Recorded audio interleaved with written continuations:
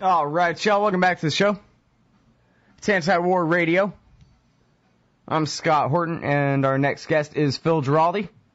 He's the executive director of the Council for the National Interest Foundation, the pro-America foreign policy lobby in D.C., and, of course, he's a contributing editor at the American Conservative magazine and a regular contributor at antiwar.com/Giraldi. The latest one there is In the Land of the Blind, all about the cyber wars, and I think it's the latest at the American Conservative here. Certainly a very important one is called Torture and the CIA. Welcome back to the show. How's it going, Phil? Fine, Scott. How you doing? I'm doing good. Good to have you back. Good. So before we get to either of these, I wanted to ask you what you think about all the heroin in Afghanistan and who all is running it and what all directions is it going, and is there any, real political agenda behind that kind of thing? Who all's making money? Well, obviously, we have a situation where we've created an extremely corrupt government, and the corrupt government runs on drug money. Apart from what it's getting from us in direct payments. But a lot of the Karzai family has been implicated in the drug trafficking, and many other government ministers also. So it's the usual situation where we've taken a country that had no drug problem. The Taliban had basically stopped drug trafficking, and we've restored free enterprise, as it were. Mm-hmm. And now, do you know how many bazillion dollars a year this is? How much heroin this is? Is this a supply for all of Russia and Europe, or how does this work, really? Well, it basically goes through Central Asia into Russia, and from Russia, it's the Russian mafia that's involved, and the distribution from there goes to Western Europe and less so to the United States. Basically, heroin is a much bigger problem in Russia and in Western Europe. And so, in terms of size, I mean, I've seen estimates as much as Afghanistan's real economy is about $20 billion, and I've seen estimates that the drug economy is about the same size. Mm-hmm. Well, it's funny, they talk all about the State Department reconstruction and how this is all going to complement the counterinsurgency doctrine as we're going to build them up a civilization because they just never did have one before or some kind of thing.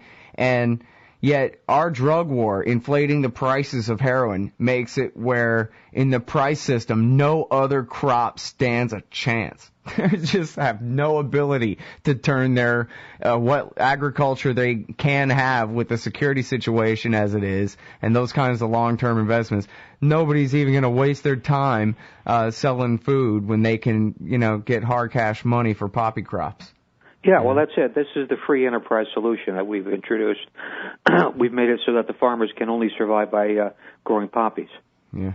And now, what about Turkey? Isn't that like the big hub where it all gets distributed from? There have been a lot of allegations of that, usually by people who don't like the Turks. But I think that actually most of the drug distribution goes through Russia or former parts of the Soviet Union.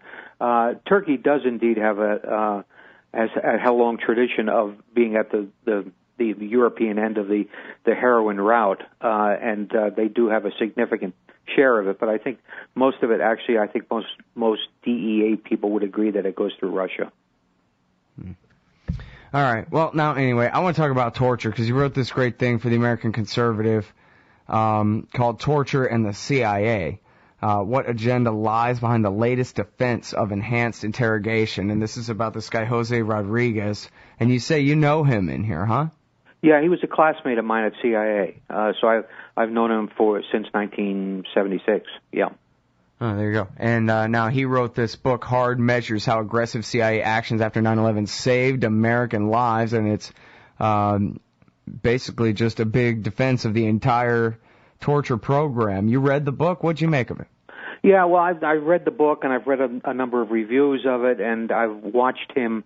He's appeared on television on Hannity. He's appeared on O'Reilly. He's appeared in the usual places that you would expect defending the book. The fact is, the ultimate argument comes down to there are two arguments here. should a country like ours ever engage in torture under any circumstances on moral or ethical grounds?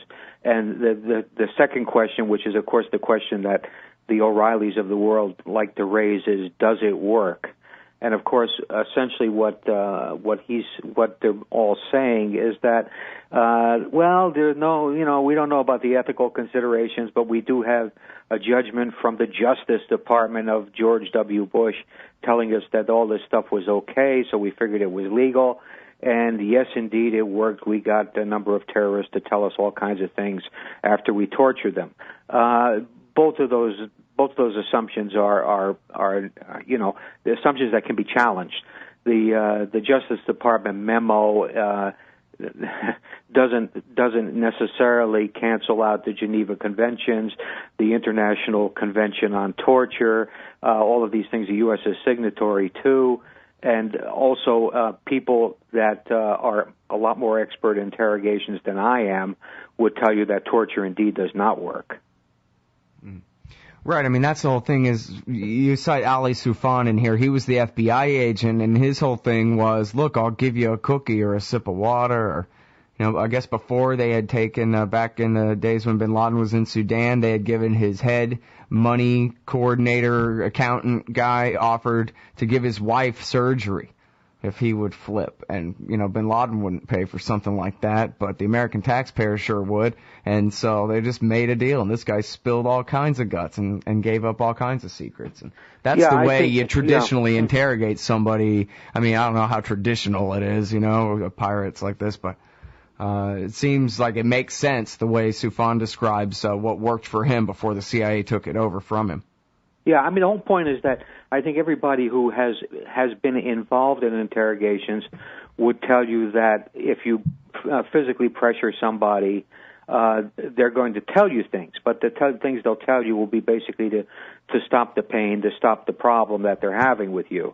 And it doesn't mean that they're going to tell you the truth. And in fact, I think there is considerable evidence that a lot of these interrogations produced more misdirection in terms of evidence that was being provided than actual evidence of anything. So there's apparently one of the reasons we think that Rodriguez's book has come out now is that apparently the Senate subcommittee that deals with these kinds of issues is going to issue a report very soon, which will conclude that, in fact, harsh interrogation methods were a failure. Mm-hmm. Well, I guess, it all depends on by whose measure, because if it's Dick Cheney and Scooter Libby, then it worked great, because they got all kinds of lies about Iraq out of the tortured, and that's what they were really after. In fact, I'm trying to remember who did the best journalism on this, where they went and, I think it was McClatchy newspapers, actually. It may have been John Landay and them, McClatchy newspapers that show that it was all the highest incidents of torture was right when they needed the lies about Iraq the most, right before the war, and when they needed even more right after the war, and they were under fire for not having weapons, and they needed even more bogus intelligence to come out about ties to Al-Qaeda, and that was when they really put the screws to these guys. Yeah, that's right. I think I recall that report. And of course, I mean, if you're being waterboarded 137 times, you'd be willing to tell them anything about drones that can go across the Atlantic, about biological and chemical labs, about plans to devise a nuclear weapon. You'd be willing to say anything. I certainly would be. Well, and if they keep saying, tell us about Saddam, it's not going to take you very long to figure out, hey, these guys really want to hear about Saddam. Maybe I should make up some stuff about him. Yeah, that's what it comes down to, sure.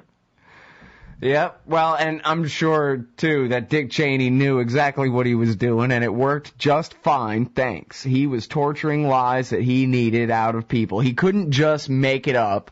He had to torture it out of somebody and say, see, he said it. Yeah, well, Dick has never been proven wrong. All right. It's the radio show. I'm Scott Horton. I'm talking to Phil Giraldi. And when we get back, we're going to talk about his new article in the Land of the Blind about the cyber wars at home and abroad. A very good one. Very important stuff. All right, then. Welcome back to the show. It's Anti-War Radio. I'm Scott Horton, and I'm on the line with Phil Giraldi here once again. His latest piece at antiwar.com is called In the Land of the Blind. And you go through quite a few news stories, well, at least, 3 or 4 news stories from just last week about major advances in cyber wars at home and abroad, it looks like, Phil, huh? Yeah, I mean, obviously we have a government that's dedicated to being prepared uniquely among any other countries in the world, cyber warfare, to have a whole Pentagon division and a secret plan. They call it Plan X, which is how they're going to dominate the cyber sector in case of any kind of conflict. And the interesting thing, of course, is that at the same time, we get Hillary Clinton traveling around internationally and defending freedom of the Internet. Now, the biggest offender against Internet freedom is the United States, which is basically has the ability to shut down the entire Internet. And indeed, the president back in March signed this natural resources executive order, which says that he can declare a state of emergency and he can take over all natural resources in the country, which include the Internet. And there's been talk about the government creating a kill switch, which would just turn it straight off. So you have a lot of funny things going on. I mean, the government saying one thing out of one side of its mouth and another thing out of the other side of its mouth. And then we learned last week also that the government has already been engaged in cyber warfare against Iran. Right. Now, hold the Iran thing for just a second there.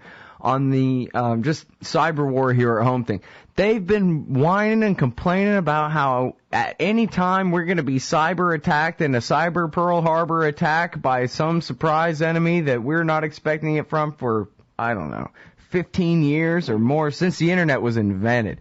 Oh, boo-hoo, the Pentagon needs another $1 trillion so they can protect us from the cyber war. But really, as you're saying, it's all going toward offense. They just like, with the Navy, they call it defense. It's not, Yeah, right. The problem is, the kind of language they use, they're acting like, oh, we're just going to be defending ourselves. But when you actually read what they're planning on doing, their defense consists of offense, and they can offensively knock out every computer and every server and take control of everything, and in the meanwhile, develop these technologies that allow them to basically monitor what people are doing and people are seeing. It's just incredible.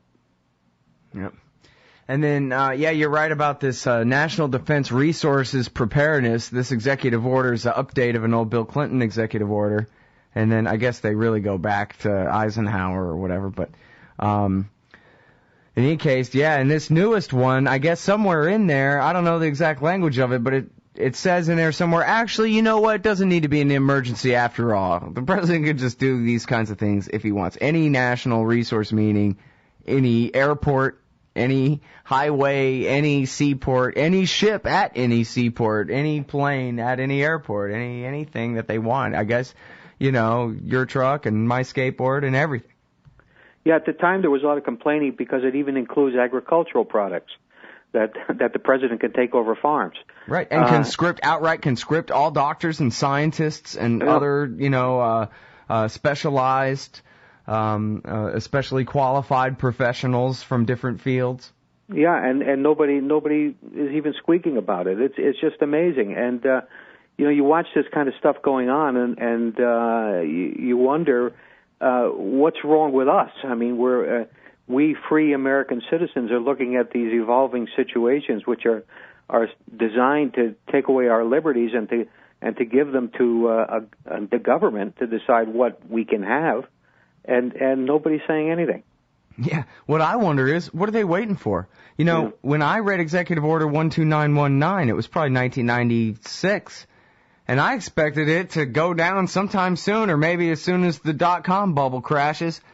And then, why wouldn't they create a totalitarian fascist dictatorship if they could? Seize every business, seize every resource, and walk around lording it over everybody, boot on a human face forever and all that. If power is not a means, it's the end, like I learned in my Orwell. What are they waiting for at this point, especially? It's not like the American people are going to oppose them, especially if you give them a Republican president to do it, Well, what they're doing is they're doing it incrementally so it doesn't look like it's happening. And of course it is happening. And some of the other articles I referred to in that piece were about what the FBI is doing in terms of its access to internet communications and to social networking and that sort of thing. I mean, there's not going to be any kind of realm of privacy for American citizens anywhere very soon. Right. Well, and part of it, too, is just the technology where, they want to put some kind of RFID transponder chip in every product.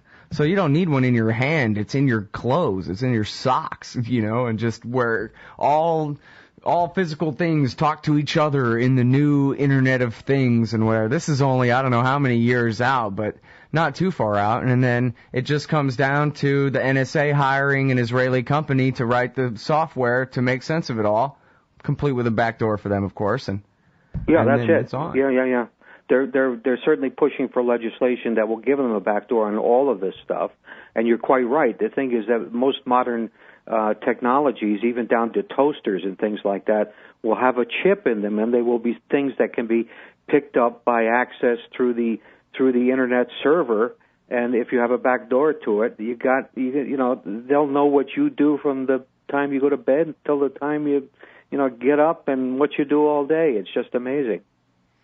Well, yeah, and the thing of it is, too, in fact, I think you're one of the quoted sources in this piece that Christopher Ketchum did for Counterpunch on he called it a table of contents, really, this thing, Main Core, that the Homeland Security has. And basically it makes the FBI file obsolete in the sense that they just type in your name and they hit enter and it compiles your brand new file right there. When you hit enter, it sucks up everything that every major private and every government database has about you, and it assembles it all right there from all the different agencies all together.